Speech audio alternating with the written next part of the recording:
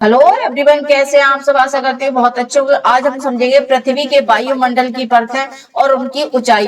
तो सबसे नीचे हमारी परत होती है, उसे सौरमंडल कहते हैं, यानी ट्रोपोस्फियर कहते हैं। सभी मौसम की घटनाएं यहाँ होती हैं।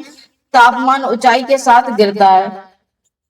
यहाँ पे जितनी भी सौरमंडल में जितनी भी घटनाएं सारी होती हैं। आइए हम इसके बारे में एक एक करके समझते हैं। पहली है सौरमंडल, समतापमंडल, मध्यमंडल और बहामंडल और बहिर्मंडल।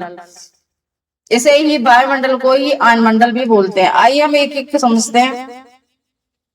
वायुमंडल न केवल जीवन का आधार है, बल्कि यह पृथ्वी को ब्रह्मांड की हानिकारक किरणों से भी बचाता है। इसी बारे में कुछ और गहरे तथ्य निम्नलिखित हैं। वायुमंडल का महत्व। वायुमंडल क्यों जरूरी है?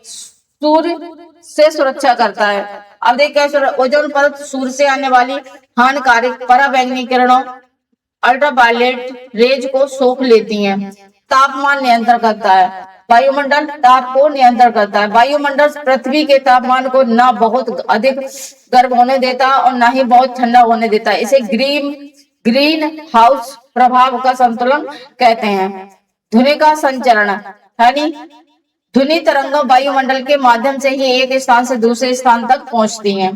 देखिए, वायुमंडल की परतों का गहरा विश्लेषण। सौरमंडल ये परिवर्तन मंडल इसलिए कहा जाता है क्योंकि इसमें सभी मौसम संबंधी घटनाएं होती हैं, जैसे कि बादल, चक्रवात और वर्षा इसी में होती है। इसकी औसत ऊंचाई भूमध्य रेखा पे 18 किलोमीटर और ध्रुवों पर 8 किलोमीटर होती है। यहाँ पर हर 165 मीटर की ऊंचाई पर 1 डिग्री सेल्सियस तापमान कम हो जाता है। फिर आता है समताप मंडल, ऐसे शांत मंडल भी कहते हैं। यहाँ हवा बहुत शांत होती है, इसलिए जेट विमान यहाँ उड़ना पसंद करते हैं। महत्वपूर्ण तथ्य क्या है? ओजोन परत को पृथ्वी का सुरक्षा कवच कहा जाता है। यहाँ पर क्लोरोफ्लोरोकार्बन गैसों के कारण ओजोन परत का क्षरण हो रहा है।